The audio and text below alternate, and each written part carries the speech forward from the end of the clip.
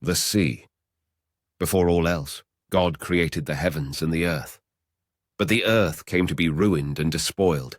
Darkness lay upon the face of the abyss, while God's Spirit brooded over the surface of its waters. Genesis 1:1 and 2.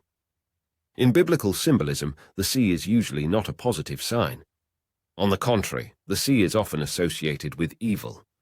In keeping with usage employed elsewhere in the Bible, any description of the earth's surface as lying under the face of the deep conveys a very negative picture, not one of blessing, which we should expect in the wonderful, original paradise of Genesis 1:1, but one of cursing.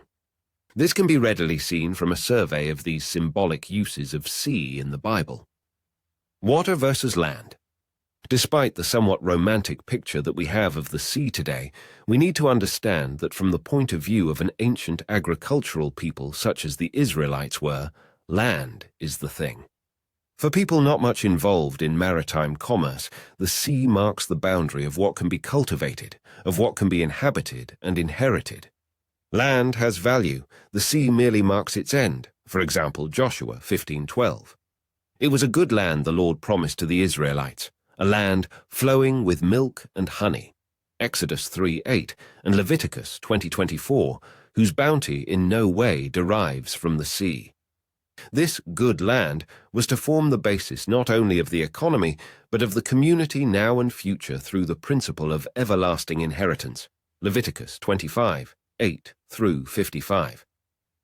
Viewed from this perspective, it should be clear that the references to the dark abyss, that is, the deep sea, and to the waters of a universal ocean then engulfing the entire earth, implied and then confirmed in verses 6 through 10, could only have seemed foreboding in the extreme to their contemporary audience. This impression is strengthened by God's assessment of his removal and collection of these waters in order to allow the dry land to appear once more. And God saw that it, that is, the separation of the dry land from the sea, was good, Genesis 1:10.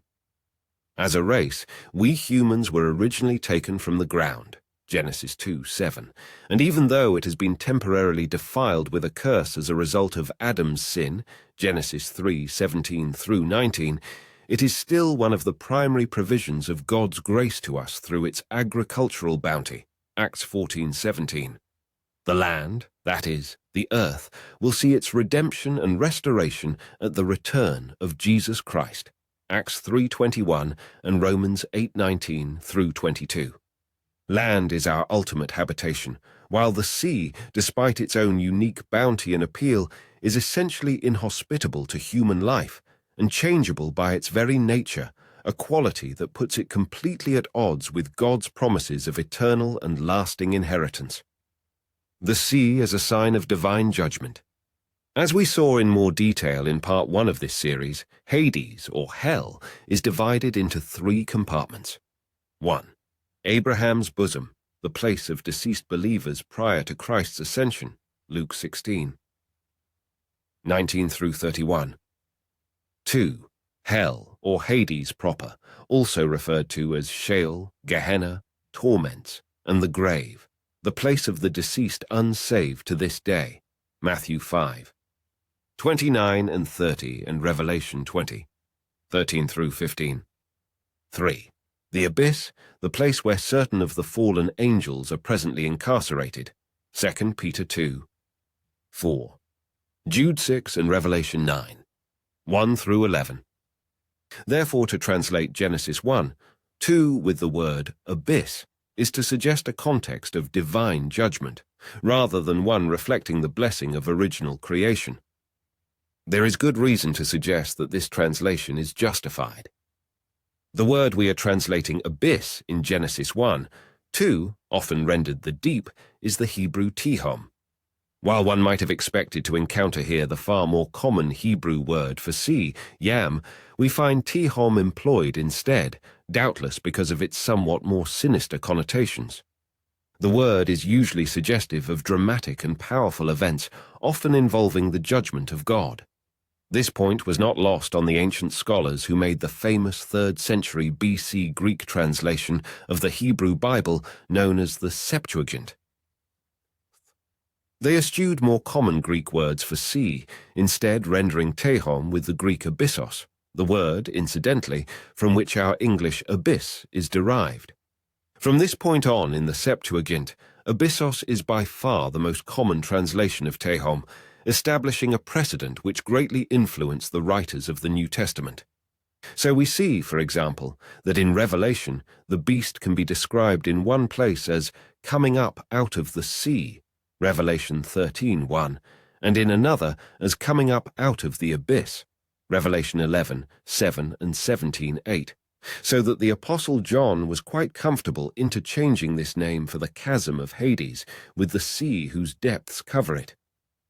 Thus, from a scriptural point of view, the subterranean realms below the earth can be construed as part and parcel with the deep sea which covers them. Compare Job 26:5 and 6, where Sheol and under the sea are one and the same.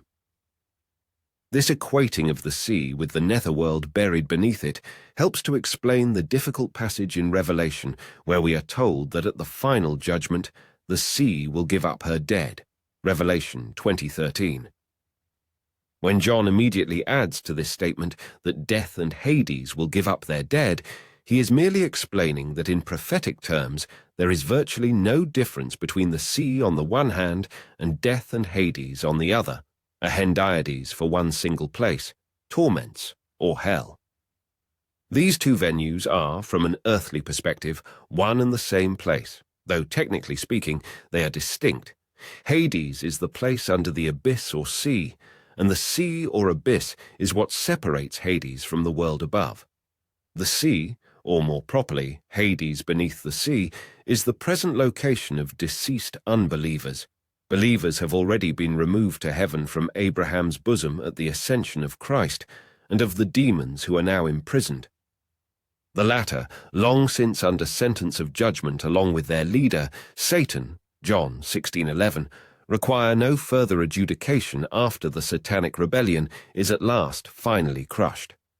But the dead unbelievers in Hades, their abysmal place of incarceration lying below the sea's deepest depths, will stand judgment at the end of human history before being consigned to the lake of fire, Revelation 20:11 through 15. That the sea often corresponds to hell in the Bible is another indication that its appearance on the scene in Genesis 1. 2 in this world-encompassing form should not be taken as a neutral signal. An imperfect world, a world in the grips of divine judgment, a world that needs a hell, has a sea.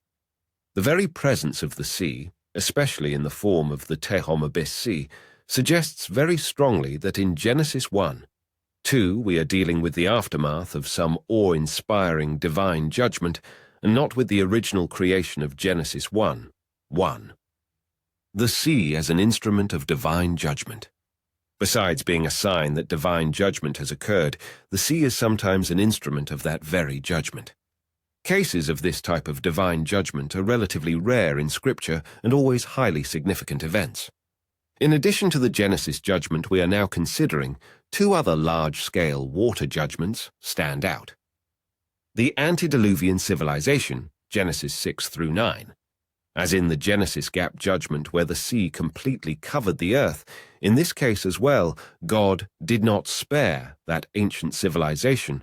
God did not spare that ancient world, but brought the flood upon its ungodly people. 2 Peter 2:5.